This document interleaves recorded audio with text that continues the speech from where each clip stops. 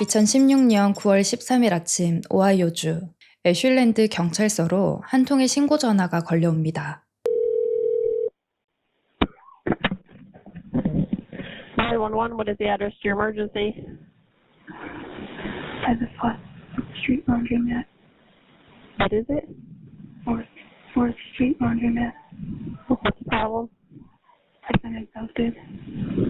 이 전화를 받은 경찰관이 위치를 묻자 여성은 거의 속삭이듯이 말했어요. 세탁소 근처 4번가 쪽인데요. 마치 누군가 몰래 전화를 거는 듯한 숨죽인 목소리였어요. Who abducted you? Sean Green. You said John Green? Sean Great. Where's he at now?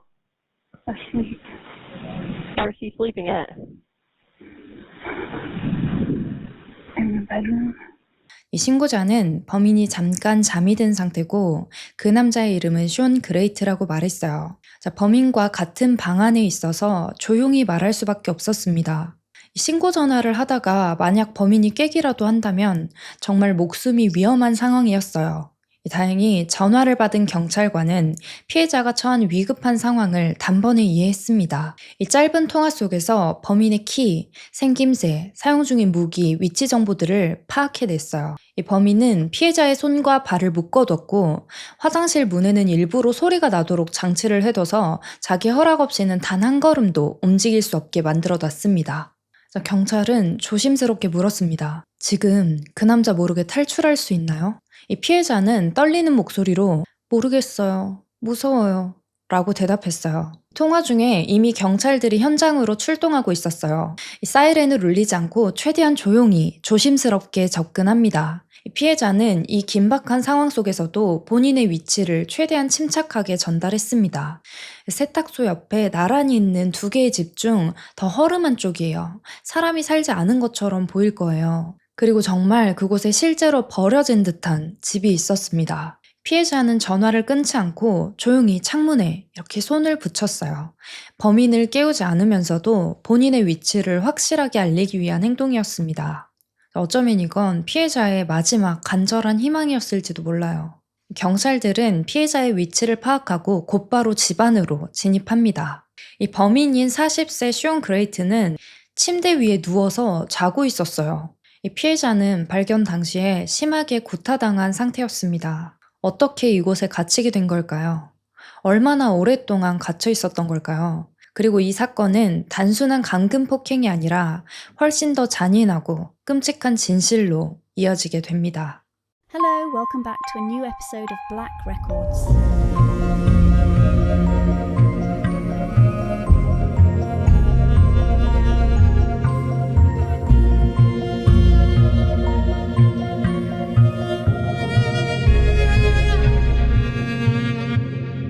피해자는 심한 구타와 정신적 트라우마로 휴식이 필요했지만 이 사건 해결을 위해서는 곧바로 피해자 진술이 필요했어요. 이 사건을 위해서 특별히 킴 메이저 형사가 투입됐는데 성범죄 피해자들을 대상으로 한 법의학 면담에서 뛰어난 능력을 보이는 이 분야의 전문가였고 이 메이저 형사는 피해자를 다시 트라우마에 빠뜨리지 않고 모든 진실을 끌어내기 위해서 최선을 다했습니다. 참고로 피해자는 신원보호를 위해 모든 법원 문서와 공개적인 자료에서 이름이 삭제됐어요. 그래서 오늘 이야기에서는 미국에서 신원이 알려지지 않은 여성 또는 신원보호가 필요한 여성을 지칭할 때 사용하는 공식적인 가명인 제인도라는 이름으로 부르겠습니다.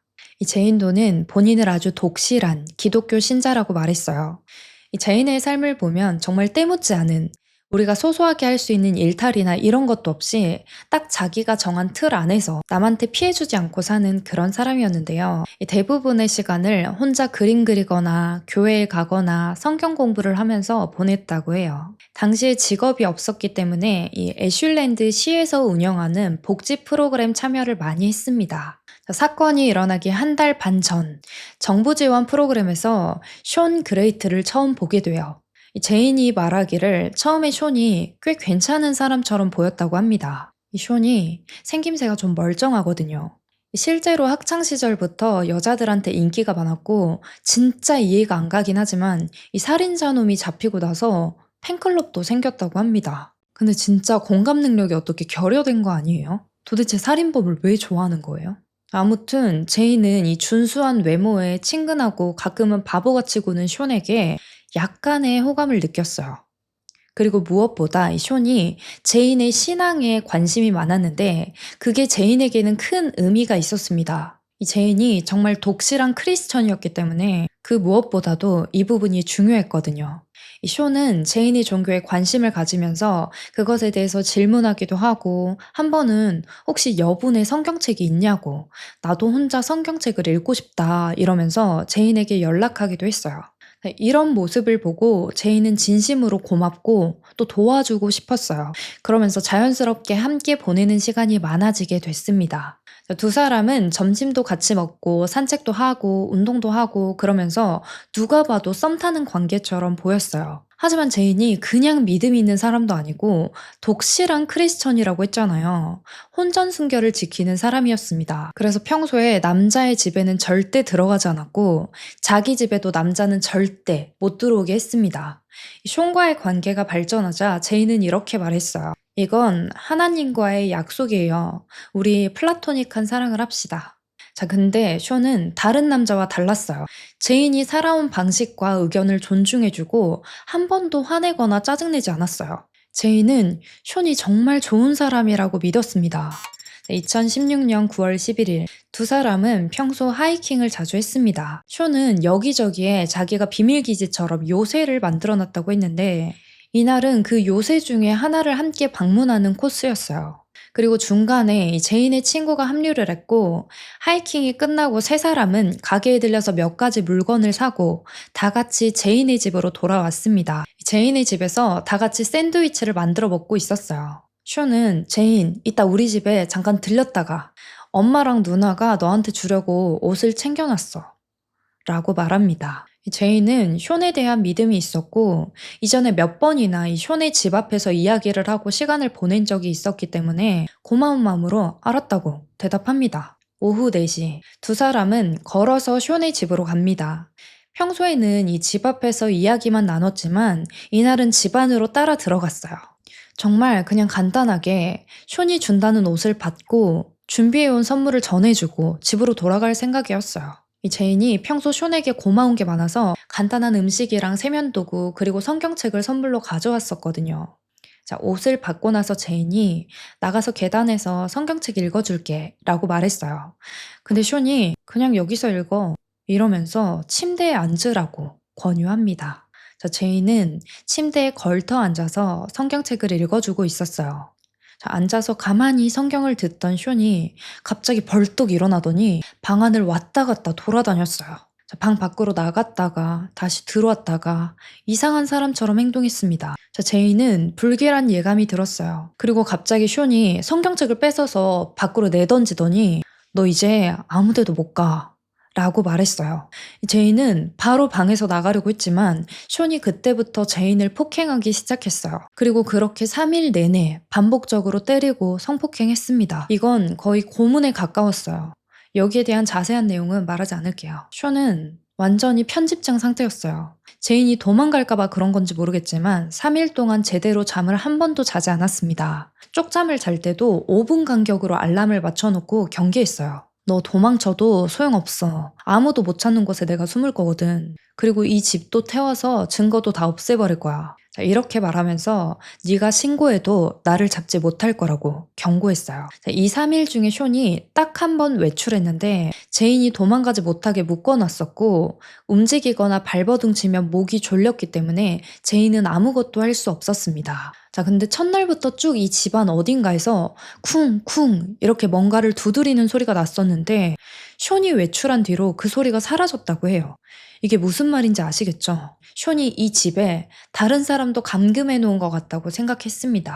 13일 새벽 4시 이 집에 온 뒤로 처음으로 존이 기절하듯 잠이 들었어요. 자, 얼마나 깊게 잠들었는지 5분마다 울리는 알람조차 듣지 못했습니다. 자, 제인은 무기력해진 상태였지만 이건 기회였어요. 탁자 위에 숀의 핸드폰 2개가 올려져 있었습니다. 이 숀이 집안에 같이 있을 때도 손발을 결박해놨었는데 3일 정도 되니까 도망가지 않을 거라고 생각해서 약간 느슨하게 묶어놓은 상태였어요. 그래서 제이는 손발의 결박을 조금 풀고 조용히 911에 신고 전화를 걸었습니다. 자, 이때 걸었던 전화가 오늘 영상 첫 부분에 들려드렸던 신고 전화였어요. 숀은 처음부터 종교에는 전혀 관심이 없었고 그냥 제인에게 접근하기 위해서 관심 있는 척 한 거였습니다. 자, 제인은 그동안 있었던 일을 모두 말하고 나서 형사에게 근데 혹시 엘리자베스라는 여자 알아요? 라고 물어봤어요. 자, 엘리자베스라는 이름을 듣자마자 메이저 형사는 싸한 느낌이 들었어요. 엘리자베스는 실종 신고 접수가 돼서 경찰들이 찾고 있던 또 다른 실종자였거든요. 자, 경찰들은 숀이 제인을 납치했을 때 그 집안에 다른 누군가가 또 있었을 거라고 강하게 의심했어요. 그리고 숀을 신문실로 불러서 조사합니다. 이 메이저 형사는 숀과의 대화를 녹취했는데 33시간 분량의 자백 기록이 있었어요. 자, 숀은 큰 키, 파란 눈동자, 평범한 체격, 평소에는 매력 있고 예의 바르고 침착해 보였습니다. 신문을 하는 동안 숀은 뭔가를 숨기려고 하기보다 자신의 과거, 성장 배경, 본인이 저지른 일들을 자랑하듯이 쏟아냈습니다. 자, 숀은 1976년 8월 8일 오하이오주 메리언에서 엄마 테레사 맥팔랜드와 아빠 테리 그레이트 사이에서 태어났어요. 어렸을 때는 동네 아이들과도 어울리고 평범했는데 학교를 다니기 시작하면서 문제를 겪기 시작합니다. 학습 장애가 있었던 거예요. 숀은 유치원과 초등학교 1학년 때 한 학기씩 유급됐고 그 사이에 부모님은 이혼하게 됩니다. 자, 숀이 자백 중에 이 부분을 언급했는데 부모님이 일찍 이혼하면서 일찍 자립할 수밖에 없었다고 부모님의 돌봄을 받지 못했다고 말했어요. 자, 진짜 문제는 11살 때부터 나타납니다. 이 숀에게 형이 있었는데요. 이 형이 이때 집을 나갔어요. 자, 그래서 집에 숀이랑 엄마 둘만 남게 된 건데요. 자, 이 엄마가 문제가 좀 있었어요. 항상 집에 남자를 데려오는 거예요. 그리고 집에 아들이 있었는데도 거리낌 없이 성관계도 하고 그랬어요. 자, 이 가운데 숀은 점점 폭력적으로, 폭발적으로 성격이 변했습니다. 자, 그리고 어느 날 학교 끝나고 딱 집에 왔는데 엄마가 없는 거죠. 엄마, 엄마. 아무리 불러도 엄마의 인기척이 없었어요. 자, 그리고 집을 자세히 봤을 때 이 집에 엄마의 물건이 거의 다 사라져 있었습니다. 엄마가 아들한테 말도 안 하고 집을 떠나버린 거예요. 자, 11살의 숀은 가족도 없이 혼자 남게 됐습니다. 결국 이때부터는 아빠의 집으로 옮겨서 아빠랑 살게 돼요. 숀은 리버밸리 고등학교에 진학을 했고 성적은 형편없었습니다. 하지만 여자친구들한테 인기가 많았다고 해요. 이때부터 여자친구를 사귀기 시작했어요. 이 지옥 같은 가정과 학교에서 벗어날 수 있었던 유일한 탈출구는 스포츠였습니다.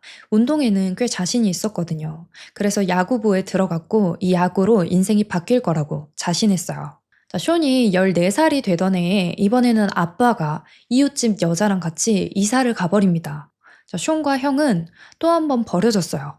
근데 불행은 여기서 끝이 아니었습니다. 자, 어느 날 사고로 팔이 부러지게 됩니다. 자, 그뿐 아니라 종양이 발견돼서 수술을 해야 했고 다시는 야구를 할 수 없게 됐어요. 숀의 유일한 꿈이 산산조각 나고 정말 아무것도 남지 않았다고 느꼈습니다. 자, 그러던 중 17살에 엄마가 다시 한번 나타납니다. 이 숀의 이복 동생이 나중에 증언해서 이렇게 말해요.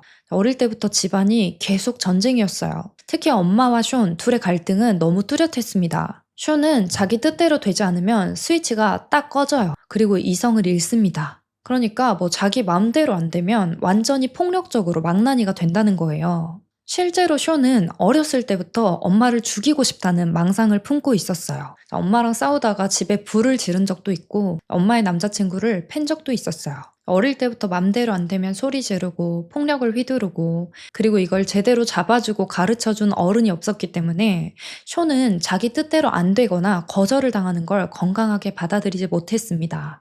근데 실제로 범죄자들 보면 이런 사람 많죠. 거절을 거절로 못 받아들이는 분들. 숀이 17살 때 일입니다. 여자친구가 임신을 하게 된 거예요.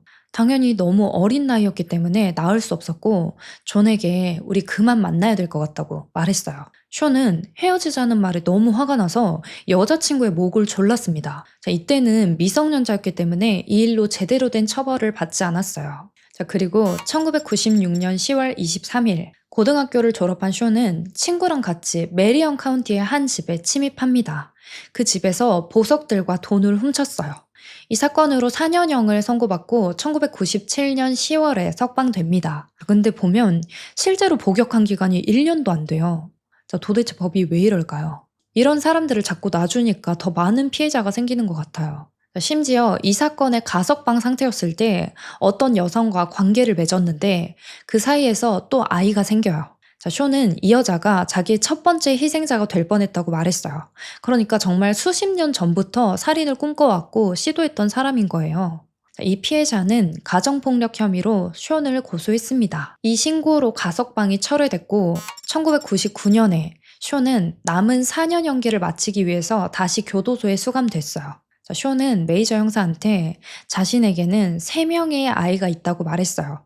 근데 실제로는 그 어떤 아이의 삶에도 관여한 적이 없었습니다. 그러니까 다 임신만 시키고 목 조르고 때리고 도망간 거예요. 이 당시에 애슐랜드로 이사 온 이유도 자녀 양육비 체납, 영장을 피하기 위해서 도망쳐 온 거였어요. 자, 그리고 제인에 대해서 말하기 시작하는데 이 앞에서 들었던 제인의 진술과 전혀 다른 말을 합니다.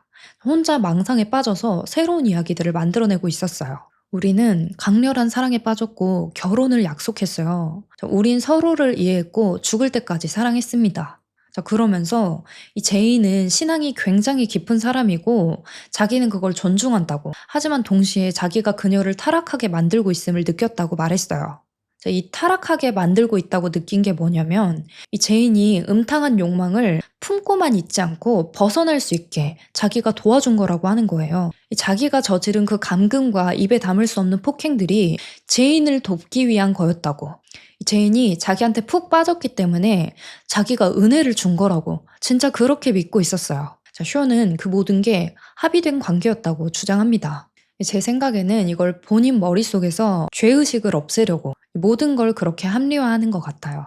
그것뿐만 아니라 제인의 지갑을 뒤지고 집까지 들어가서 $35를 훔쳤습니다. 그걸로 담배를 샀다고 해요. 자, 형사가 제인을 때렸냐고 물어봅니다. 네, 통제력을 잃어서 그랬어요. 형사는 좀 더 이야기해주세요. 왜 통제력을 잃었죠? 쇼는 제인이 결혼해달라고 하지 않았어요. 계속 날 헷갈리게만 만들고, 그래서 그냥 때린 게 아니었어요. 저는 완전히 이성을 잃었어요. 라고 대답했습니다. 자, 그리고 형사는 제인이 네가 침대에 묶었다고 하는데 침대에 있는 끈들은 다 뭐냐고 물어요. 자, 쇼는 자기가 제인을 묶었고 납치했다고, 그리고 고문하고 폭행한 모든 세부 사항들을 다 털어놨어요. 자, 이걸 보면 아시겠지만 쇼는 스스로 정신적인 왜곡을 덧씌우고 있습니다. 자기랑 제인은 사랑했고 제인을 구해주고 편안하게 해주기 위해서 저지른 일이라고 본인 스스로 쇠뇌하면서 사실은 제인을 폭행하고 납치하고 자기가 저질렀던 모든 일을 스스로 아주 잘 알고 있었어요. 형사는 제인에 대한 자백을 받아낸 뒤에 엘리자베스 사건으로 질문을 전환했어요. 이 신문을 했을 당시에는 쇼니 실제로 엘리자베스 사건과 관련이 있는지 정확히 파악하지는 못한 상태였어요. 바로 전에 제인을 신문했을 때 제인도 엘리자베스의 실종에 쇼니 관련이 있는 것 같다고 말했기 때문에 떠본 거였어요. 형사가 말합니다. 자, 당신 엘리자베스 알잖아요. 지금 그녀가 사라졌어요. 자, 이 말을 듣더니 지금까지랑은 다르게 쇼는 갑자기 막 흥분하면서 화를 냈어요. 사람들이 엘리자베스 불쌍하게 여기는 거 진짜 지긋지긋해 죽겠다고. 아니, 걔처럼 나라 지원 받는 인간들은 인생 낭비다. 누구도 그 여자를 불쌍히 여겨선 안 된다고 말합니다. 엘리자베스에게 이상하리만큼 강한 혐오감을 표현했어요. 엘리자베스는 26살이고 정신분열증이 있었는데요. 이 동네에서는 꽤 알려져 있는 사람이었습니다.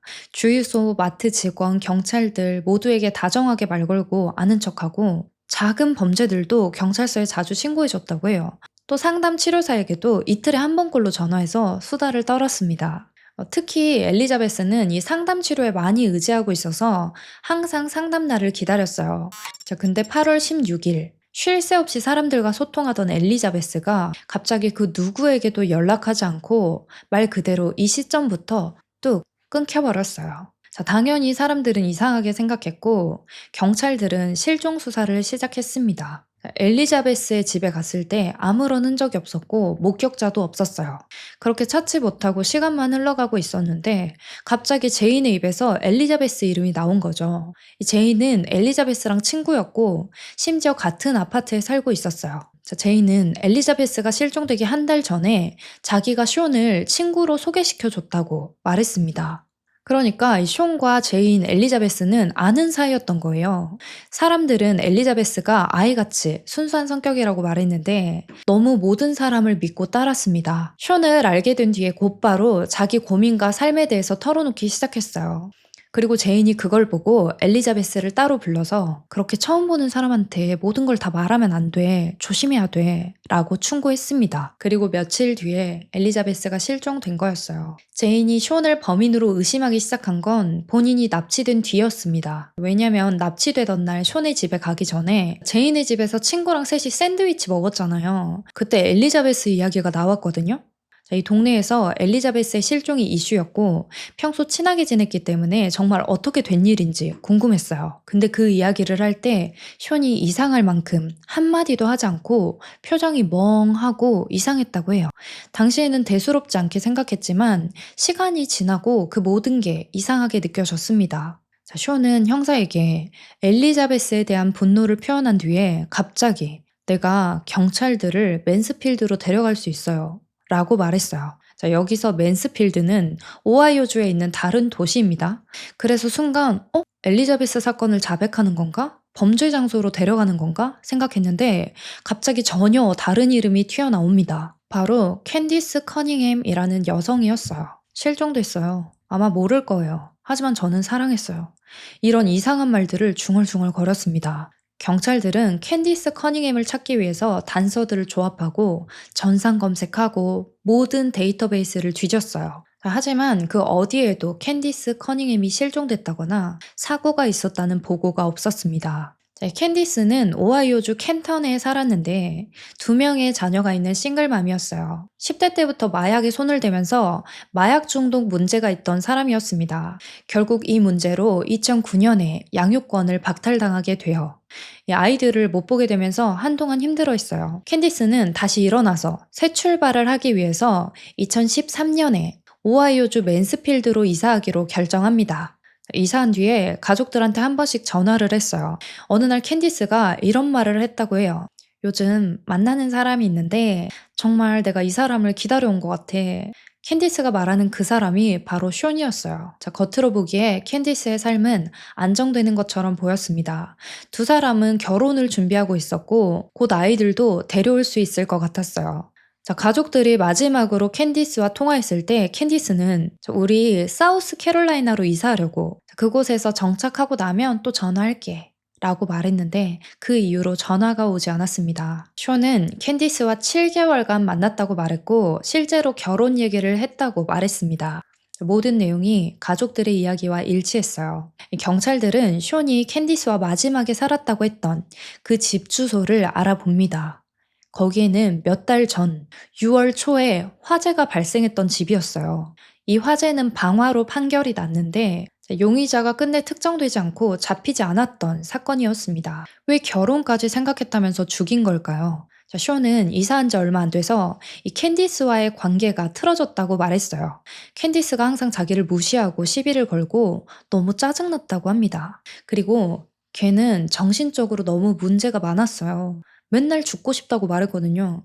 그래서 캔디스를 죽인 게 오히려 은혜를 베푼 거라고 말합니다. 이건 숀이 자백한 첫 번째 살인이었어요. 캔디스를 목 졸라 죽이고 나서 담요로 돌돌 말아놓고 그냥 집에 하루 방치했습니다.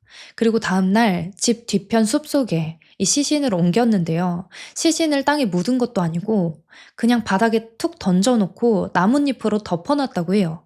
그러고는 며칠 뒤에 다시 그곳에 가서 담요와 이불에 불을 지르고 떠났습니다. 당시에 이 화재 사건을 수사하면서 경찰들이 이 시신 근처까지 갔는데 그 누구도 시신을 발견하지 못했어요. 형사가 우리한테 그 시신이 있는 곳을 직접 안내해 줄 수 있나요? 숀은 그럼요. 문제 없죠. 파리를 따라가세요. 자, 이 말을 듣고 얘가 그냥 살인자가 아니라 연쇄살인범이구나 라는 걸 직감했다고 합니다. 쇼는 단순히 누구를 죽이는 이 살인에만 중독된 게 아니라 사람의 시신이 부패하는 그 과정을 지켜보는 것에 집착했어요. 자, 그 중에서도 부패된 시신에 모이는 이 곤충들의 성별, 그리고 무슨 변화가 있는지까지 집요하게 관찰했다고 합니다. 그러니까 이 파리를 따라가세요 라는 말은 파리를 따라가면 부패한 시신이 있을 거라는 뜻과 자기의 병적인 취향의 발현이었어요. 이 자백을 한 뒤에 갑자기 아까는 말하지 않았던 엘리자베스 실종에 대해서 자기가 어디 있는지 안다고 자백했어요. 엘리자베스는 제인을 감금했던 그 집안에 있었습니다. 체포 당시에 그 집에 시신이 있었던 거예요. 자, 저는 여기서 어떻게 체포를 하면서 그걸 아직까지 몰랐을까 싶었는데 이 시점에 경찰들은 그 집을 수색하기 위한 영장을 기다리고 있는 상태였어요. 쇼는 잡혀온 뒤로 계속해서 몇십 시간 동안 신문을 받고 있었는데 이 영장이 나오기도 전에 본인 입으로 캔디스 커닝햄 살인과 엘리자베스 살인, 제인의 납치까지 자백을 한 겁니다. 자, 마치 자기가 지금껏 해온 범죄들을 세상에 알리고 싶어하는 사람 같았어요. 자, 영장이 발부되고 드디어 그 집을 수색하게 됩니다. 자, 수도도 전기도 안 되는 폐허였어요. 그리고 창문은 모두 나무나 커튼으로 가려져 있었습니다. 폐허였기 때문에 사람들은 이 집에 관심이 없었어요. 아무도 누군가가 있을 거라고는 생각하지 못하는 곳이었습니다. 자, 온갖 종류의 정체불명 알약들, 이상한 성인용품, 구속의 도구들이 발견됐어요. 쇼는 엘리자베스를 옷장에 가뒀다고 말했어요. 그 이유가 얼마나 진심으로 죽고 싶어 하는지 보려고 테스트한 거라고 말했습니다. 자, 엘리자베스는 강하게 저항했고 쇼는 목을 졸라 살해했어요. 경찰들은 엘리자베스의 시신이 있는 옷장을 찾으려고 했지만 처음에는 보이지 않았습니다. 그 옷장 앞에 옷걸이를 놓고 장식처럼 인형을 산처럼 쌓아서 완전히 가려놨기 때문이에요. 옷장은 모든 틈이 덕테이프로 밀봉된 상태였습니다. 열쇠 틈까지도 모든 걸 막은 걸 보면 이 부패되는 냄새를 막으려고 한 것 같았어요. 하지만 그럼에도 냄새가 새어나오고 있었습니다. 그 옷장 안에는 엘리자베스가 나체로 밧줄에 묶인 채 죽어 있었어요. 이 엘리자베스의 시신은 심하게 부패된 상태였습니다. 당시의 그 모습이 정말 너무 처참했다고 해요. 쇼니 엘리자베스를 죽인 이유는 뭐였을까요? 왜 엘리자베스 이야기가 나오면 화를 낼까요? 쇼는 엘리자베스를 안 지 얼마 안 돼서 정신건강 문제 때문에 짜증이 났어요. 그리고 엘리자베스가 이 정부 지원을 받고 있으면서도 스스로를 불행하다고 말해서 화가 났다고 합니다. 정부에서 돈 받고 있으면 행복해야지 왜 불행해? 이런 삐뚤어진 논리가 있는 거예요. 2016년 8월 16일 엘리자베스는 갑자기 죽고 싶다는 말을 반복해서 했고 쇼는 동정심을 느꼈대요. 그래서 도와주고 싶은 마음이 들었다고 합니다. 나는 얘랑 결혼 안 할 건데 다른 사람도 얘랑 결혼하기 싫겠지? 그럼 살아갈 가치가 없지. 엘리자베스가 앞으로 살아갈 인생이 고통뿐일 테니까 자기가 희생해서 그녀를 풀어주겠다고 그러면서 목을 졸라 죽인 거예요. 이 엘리자베스에게 살고 싶다는 마음을 느끼게 해주고 싶었다고 합니다. 모든 말에 모순이 좀 있는데 어쨌든 살고 싶다고 말할 때까지 목을 졸랐다는 거예요. 엘리자베스는 끝내 그렇게 말하지 않았습니다. 그리고 그렇게 말했어도 엘리자베스를 죽였을 거예요. 제인의 사건에서도 엘리자베스 사건에서도 캔디스 사건에서도 반복적인 패턴이 보이는데 쇼는 항상 모든 게 피해자의 잘못이었다고 말합니다. 자기가 불쌍한 그 인생을 오히려 도와준 거라고, 은혜를 내린 거라고 생각하는 거예요. 엘리자베스를 죽이고 나서 쇼는 엘리자베스 집에 가서 자기랑 연결 지을 수 있는 모든 단서를 없앴습니다. 그렇기 때문에 아무도 쇼과 이 사건을 연결 지을 수 없었어요. 그리고 이 자백을 하면서 정말 단호하게 성폭행은 없었다고 말합니다. 하지만 발견 당시에 엘리자베스는 나체의 상태였죠. 정말 자기 말대로 플라토닉했다면 도대체 옷은 왜 벗긴 걸까요? 이 부분에 대해서는 아직도 의문이에요. 자, 지금까지 쇼니 자백한 내용 말고도 피해자가 더 있을 것 같았어요. 형사는 집에 다른 여자들이 더 있니? 라고 물었고 쇼는 지하실에 있어요. 그 사람이 저를 유혹했어요. 멈출 수 없게 만들었어요. 이러면서 진짜 걔는 짜증난다고 아무렇지도 않게 말합니다. 쇼의 말대로 정말 지하실 쓰레기와 옷더미 밑에서 스테이시 스탠리 힉스의 시신이 발견됐어요. 스테이시는 쇼니 체포되기 일주일 전 실종 신고된 여성이었어요. 그리고 이 실종 신고는 스테이시의 아들이 직접 했습니다. 스테이시가 사라진 날 밤, 갑자기 타이어가 펑크 났는데 지나가던 숀이 그걸 도와주겠다고 다가왔습니다. 실제로 친절하게 도와줬어요. 그러면서 언제 한번 같이 놀아요 라고 숀이 말했고 스테이시는 오늘 밤이 딱 좋은 밤이네요 이러면서 차에 태워줬다고 합니다. 자, 숀은 스테이시가 밤일하는 여성이라고 생각했어요. 그러니까 정말 자기 맘대로 생각한 거예요. 이 스테이시는 자기가 혐오하는, 인생을 낭비하는 사람 중에 한 명이고 남자를 조종해서 이용하는 사람이라고 믿었습니다. 근데 스테이시한테 적극적으로 다가갔을 때 스테이시는 뭐야? 이러면서 거절했어요. 숀은 엄청나게 분노합니다. 그리고 이 자백에서 이런 발언을 해요. 그런 직업의 여성이면 나도 한번 할 수 있는 거 아니냐고.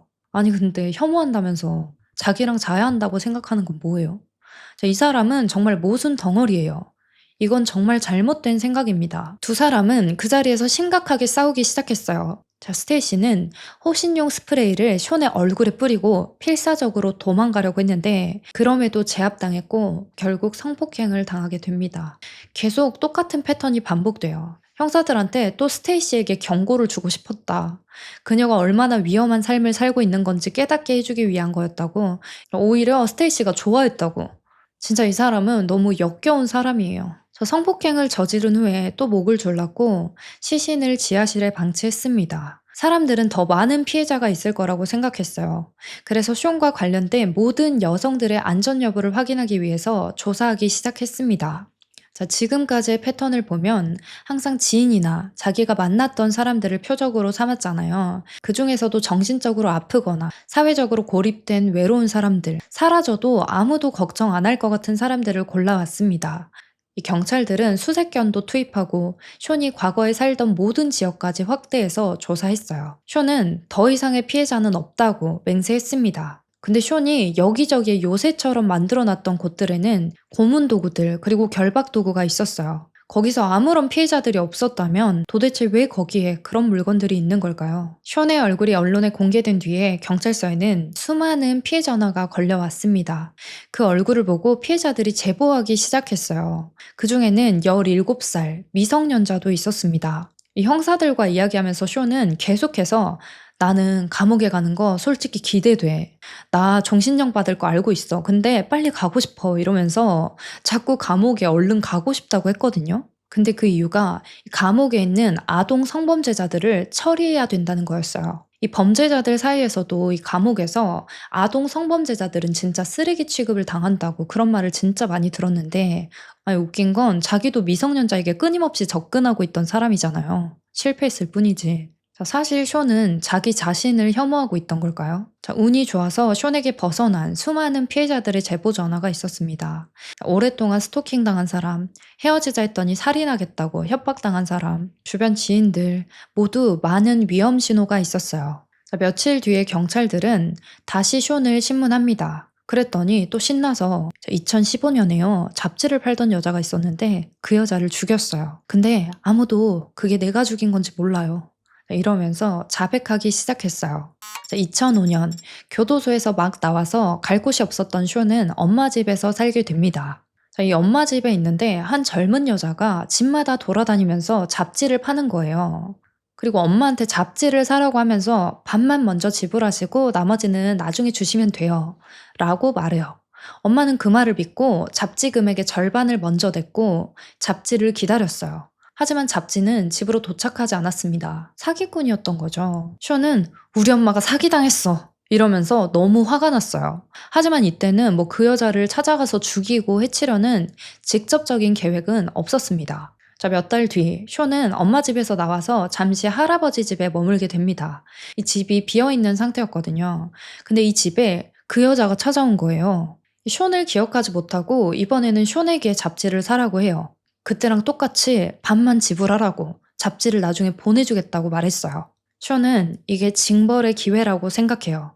그래서 예, 그렇게 합시다. 돈이 집안에 있으니까 잠깐 들어와 계세요. 내가 갖다 줄게요. 이러면서 집 안으로 유인했고 들어오자마자 지하실로 끌고 가서 공격했어요. 이때 피해자가 강하게 반항하면서 치열한 몸싸움이 일어났습니다. 숀은 목을 조르기 시작했어요. 하지만 생각보다 쉽게 죽지 않았습니다. 더 경악스러운 건 이날 친구들을 초대해서 바베큐 파티를 하기로 해서 친구들이 오고 있는 상태였어요.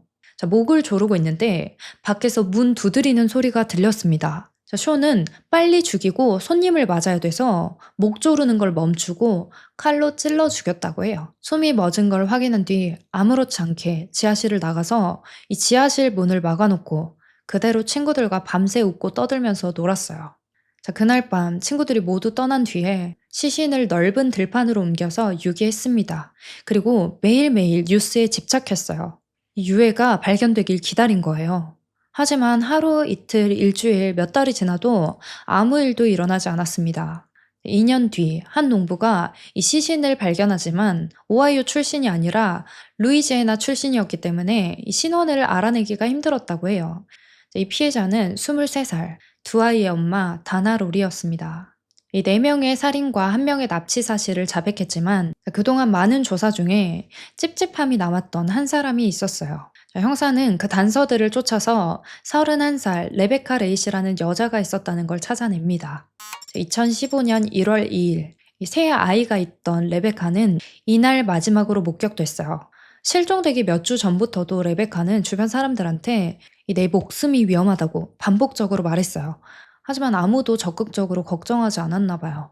1월 6일 가족들이 사라진 레베카의 실종 신고를 했습니다. 그리고 2달 뒤 3월 16일에 가스 점검 작업을 하는 작업자들이 커다란 참나무 뒤에 기대서 죽어있는 레베카를 발견합니다.